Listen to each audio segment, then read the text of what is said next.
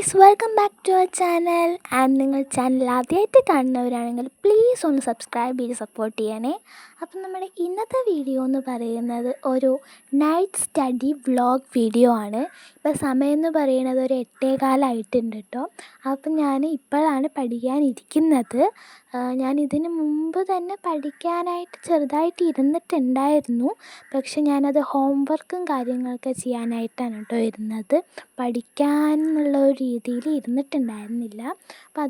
അപ്പം ഞാൻ അത് കഴിഞ്ഞിട്ടാണ് പിന്നെ വീഡിയോ എടുക്കാമെന്ന് പറഞ്ഞിട്ട് ഇരുന്നു. കാരണം നമുക്ക് ഹോംവർക്കും കാര്യങ്ങളൊക്കെ നമ്മുടെ ഫ്രണ്ട്സിനോടൊക്കെ ഡിസ്കസ് ചെയ്ത് അങ്ങനെയൊക്കെ എഴുതുന്നത് കൊണ്ട് നമുക്ക് ഫോണിൻ്റെ ആവശ്യമുണ്ട്. അപ്പോൾ വീഡിയോ എടുക്കാൻ ഈ ഫോണിൽ പറ്റില്ലല്ലോ. അപ്പോൾ അതുകൊണ്ടാണ് ഞാൻ ആ ഒരു സംഭവങ്ങളൊന്നും വീഡിയോ എടുക്കാണ്ടിരുന്നത്. ആൻഡ് അത് കഴിഞ്ഞ് ഞാനിപ്പോൾ പഠിക്കാനായിട്ടുള്ളൊരു തയ്യാറെടുപ്പിലിരിക്കുകയാണ്. അപ്പം ഞാനിപ്പം നമ്മൾ എന്തൊക്കെയാണ് പഠിക്കേണ്ടത്, ഇന്ന് ഇപ്പോൾ എന്തൊക്കെയാണ് ചെയ്യേണ്ടത് എന്നൊക്കെയുള്ള സംഭവങ്ങളുടെ ഒരു ടു ഡു ലിസ്റ്റ് തയ്യാറാക്കുകയാണ്. ഞാനിപ്പോൾ ഇതിൽ ഒരുപാട് കാര്യങ്ങൾ എഴുതുന്നുണ്ട്, പക്ഷേ ഞാൻ ഇത്ര ഒന്നും ചെയ്യില്ല. കാരണം നമ്മുടെയൊക്കെ ഒരു മനസ്സെന്ന് പറയുമ്പോൾ കുറേ കണ്ടാലേ ഒരെണ്ണമെങ്കിലും ചെയ്യാൻ തോന്നുള്ളൂ. അപ്പോൾ ആ ഒരു ടെക്നോളജി യൂസ് ചെയ്തിട്ട് ഞാനിപ്പം കുറേ എഴുതിയിട്ട് ആദ്യത്തെയൊക്കെ ചെയ്യാമെന്ന് പറഞ്ഞിട്ടാണ് ഞാൻ ഇത്രയൊക്കെ എഴുതിയിരിക്കുന്നത്. ഇത്രയൊന്നും ഞാൻ ചെയ്യില്ല കേട്ടോ. ചെയ്യില്ല എന്നാണ് ഞാൻ വിശ്വസിക്കുന്നത്.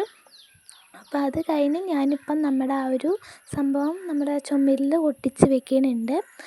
അപ്പം അതിൽ എന്തൊക്കെയോ സാൻസ്ക്രിറ്റ് നമുക്ക് ഒരു ടെക്സ്റ്റ് വായിക്കാൻ പറഞ്ഞിട്ടുണ്ട്, പിന്നെ ഒരു പാഠം, പിന്നെ ഇംഗ്ലീഷും വായിക്കാൻ പറഞ്ഞിട്ടുണ്ട്, പിന്നെ അതിലും കുറച്ച് കാര്യങ്ങളൊക്കെ ചെയ്യാനുണ്ട്, പിന്നെ സോഷ്യൽ പഠിക്കാനുണ്ട്, മാത്സ് കുറച്ച് എഴുതാനുണ്ട്. അപ്പം അങ്ങനെയുള്ള കാര്യങ്ങളൊക്കെ ഉണ്ട് കേട്ടോ. അപ്പം ഞാൻ പിന്നെ ഒക്കെ എഴുതി വെച്ചിട്ടുണ്ട്. അതിന് ശേഷം ഞാനിപ്പം ഫസ്റ്റ് തന്നെ നമ്മൾ എഴുതിയതുപോലെ തന്നെ അപ്പം നമ്മൾ ആ ഒരു സംഭവമൊക്കെ എടുത്തിട്ട് അത് വായിച്ചുകൊണ്ടിരിക്കുകയാണ്.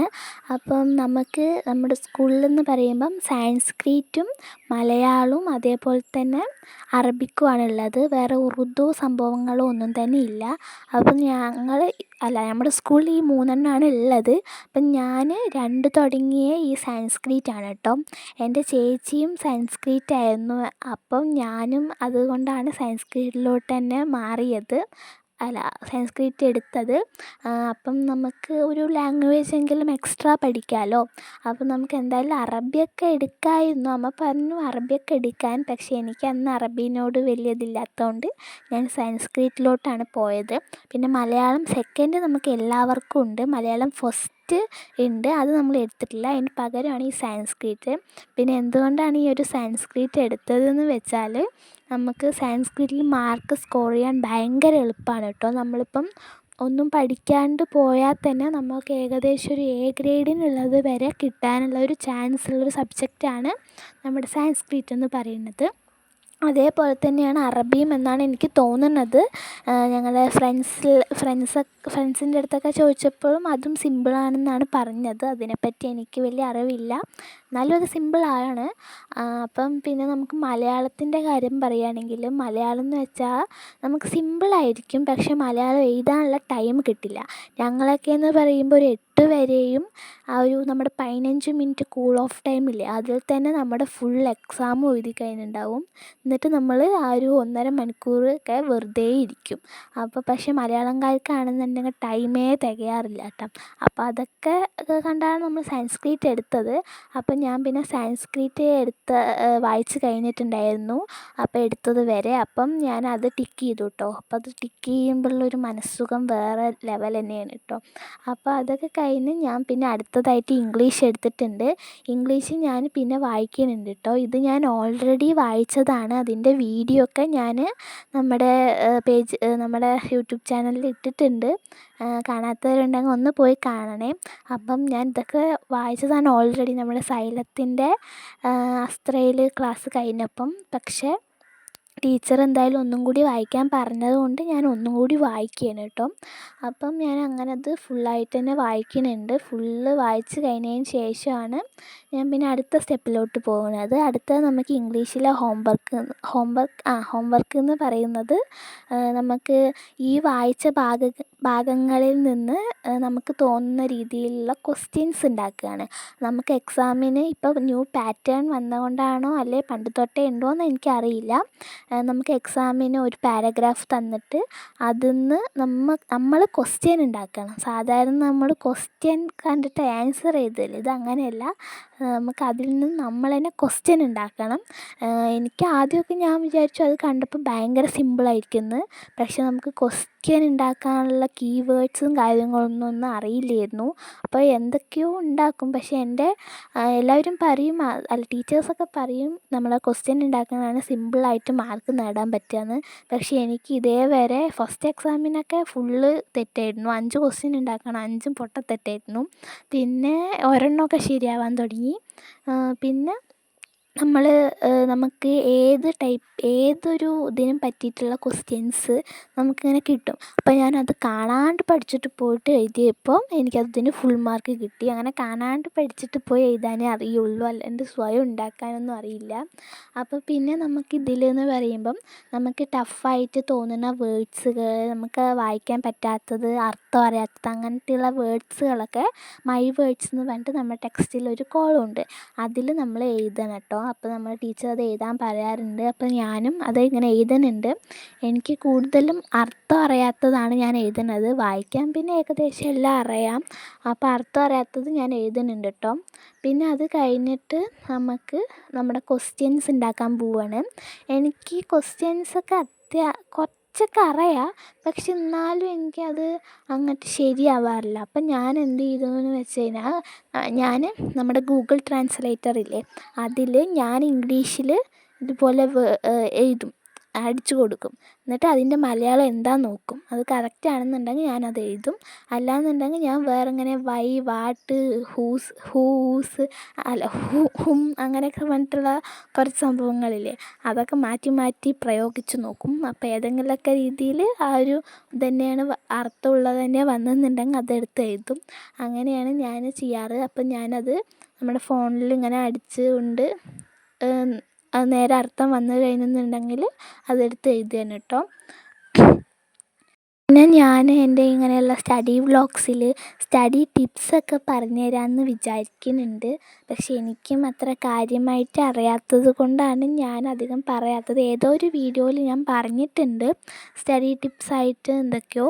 പക്ഷേ എനിക്കും അത്രയ്ക്ക് ഇങ്ങോട്ട് അറിയാത്തത് കൊണ്ടാണ് ഞാൻ അധികം സ്റ്റഡി ടിപ്സിലോട്ടൊന്നും പോവാത്തത്.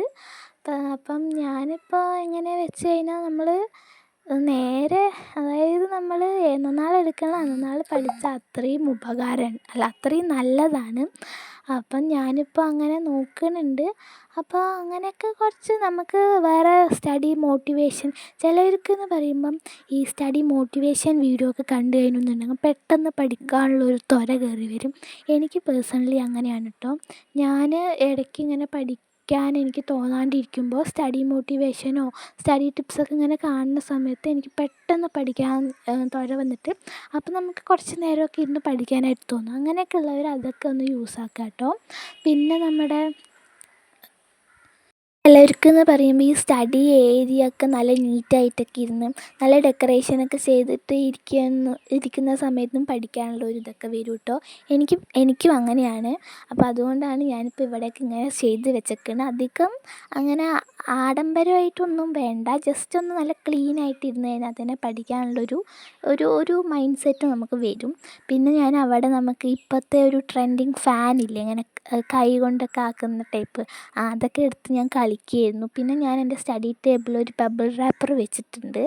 അത് ഞാൻ എന്തിനാണ് വെച്ചതെന്നൊന്നും എനിക്കറിയില്ല. പക്ഷെ ഞാൻ ഇപ്പം പഠിക്കുന്നതിനേക്കാൾ കൂടുതൽ അതിലിങ്ങനെ നെക്കി കളിക്കുകയാണ്.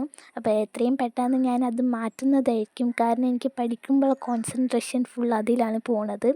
പിന്നെ അത് കഴിഞ്ഞിട്ട് ഞാൻ മാത്സ് എടുത്തിട്ടുണ്ട്. മാത്സിലെന്ന് പറയുമ്പോൾ നമുക്ക് ടീച്ചർ കുറച്ച് ഹോം വർക്കുകൾ തന്നിട്ടുണ്ട്. നമ്മുടെ ഒരു 2-3 തന്നിട്ടുണ്ട്. അപ്പം ഞാൻ അതൊക്കെ ചെയ്യാനായിട്ട് പോവുമായിരുന്നു. അപ്പം ഞാൻ മാർജിനൊക്കെ വരച്ചൊന്ന് സെറ്റാക്കിയിട്ട് എഴുതാനായിട്ട് പോവുകയാണ്. അപ്പം ഞാനിതിൽ എങ്ങനെയാണ് എഴുതുന്നതെന്ന് വെച്ച് കഴിഞ്ഞാൽ, ഞാൻ ആദ്യം തന്നെ ഇതിലെ ക്വസ്റ്റ്യനൊക്കെ വായിച്ചൊന്ന് ആൻസർ ടെക്സ്റ്റിലൊക്കെ ഒന്ന് എഴുതി നോക്കും. അതിന് ടെക്സ്റ്റിലോ വേറെ ഏതെങ്കിലും നോട്ടിലോ. പിന്നെ ഞാൻ മെറ്റ അടുത്തൊക്കെ ചോദിച്ച് ശരിയാണോ എന്നൊക്കെ നോക്കിയിട്ടാണ് എഴുതാറ്. അല്ലെങ്കിൽ ഞാൻ സൈലത്തിൻ്റെ അസ്ത്രയിൽ പോയിട്ട് അതിൻ്റെ ആൻസറൊക്കെ ഉണ്ടാവുമല്ലോ, അതൊക്കെ നോക്കിയിട്ട് ശരിയാണെങ്കിലാണ് ഞാൻ ബുക്കിൽ എഴുതുക. അല്ലാത്തപ്പോൾ അതിൻ്റെ വഴിയും കാര്യങ്ങളൊക്കെ മനസ്സിലാക്കി വെച്ചിട്ട് നമ്മൾ റെഡിയാക്കുകയാണ് കേട്ടോ ചെയ്യുക. അപ്പം ഞാനിപ്പം മാത്സും കൂടി എഴുതിക്കൊണ്ടിരിക്കുന്നുണ്ട്. അപ്പം ഞാൻ മാത്സ് എനിക്ക് ഇഷ്ടമാണ് കേട്ടോ. എനിക്ക് ചില സമയങ്ങളിൽ ഇഷ്ടമാവാറുമില്ല കേട്ടോ. അങ്ങനെയാണ് എൻ്റെ മാത്സിൻ്റെ ഒരു കാര്യം എന്ന് പറയണത്. നമുക്ക് ഓരോ പ്രോബ്ലംസൊക്കെ ചെയ്യുന്ന സമയത്ത്, ഇങ്ങനെ കിട്ടുന്ന സമയത്ത് നമുക്കത് നല്ല ഇഷ്ടമാവും. പക്ഷെ നമുക്ക് ഇടയ്ക്ക് കിട്ടാണ്ടൊക്കെ ആകുന്ന സമയത്ത് നമുക്കത് ഇഷ്ടമല്ലാണ്ടും ആവും കേട്ടോ. അപ്പോൾ ചില പാഠങ്ങളിനെ ബേസ് ചെയ്തിട്ടും ചിലപ്പോൾ മാത്സിൽ നമുക്ക് ഇഷ്ടപ്പെടാറൊക്കെ ഉണ്ട്. അൾജിബ്രയൊക്കെ വരുന്ന സമയത്ത് എനിക്ക് ഒട്ടും ഇഷ്ടമാവാറില്ല. എന്തോ ഭാഗ്യത്തിന് 9-ലൊന്നും അൾജിബ്ര അത്ര ഉണ്ടായിരുന്നില്ല. പക്ഷെ 10-ൽ ഇനിയിപ്പോൾ എങ്ങനെയാണെന്നൊന്നും നമുക്കറിയില്ല. എന്തായാലും നമുക്ക് പഠിച്ചല്ലേ പറ്റൂ. അപ്പോൾ പഠിക്കാം എന്ന് വിചാരിക്കുന്നുണ്ട്. പഠിച്ചല്ലേ പറ്റൂ. അപ്പം ഞാനിപ്പം അതൊക്കെ ഇങ്ങനെ പഠിച്ചുകൊണ്ടിരിക്കുകയാണ്. നോട്ടൊക്കെ എഴുതിക്കൊണ്ട് പ്രോബ്ലംസൊക്കെ ചെയ്തുകൊണ്ടിരിക്കുകയാണ്. അത് കഴിഞ്ഞ് നമ്മുടെ സ്റ്റിക്കി നോട്ടിൽ നമ്മുടെ ഈ ഒരു സംഭവങ്ങൾ എഴുതി വെച്ചിട്ടുണ്ടായിരുന്നല്ലോ, അപ്പോൾ അതിൽ കഴിഞ്ഞതൊക്കെ ടിക്ക് കൊടുത്തിട്ടുണ്ട്. പിന്നെ നമുക്കിനി സോഷ്യലും കൂടി പഠിക്കാനുണ്ട്. ഞാനപ്പം പോവാനായിട്ട് ഇപ്പോൾ 9:10 ആയിട്ടുണ്ട്. അപ്പോൾ നല്ല ഉറക്കം വരുന്നുണ്ട്. അപ്പോൾ ഇത്രയുള്ള നമ്മുടെ ഇന്നത്തെ വീഡിയോ. ലൈക്ക് ചെയ്യുക, ഷെയർ ചെയ്യുക, സബ്സ്ക്രൈബ് ചെയ്യുക.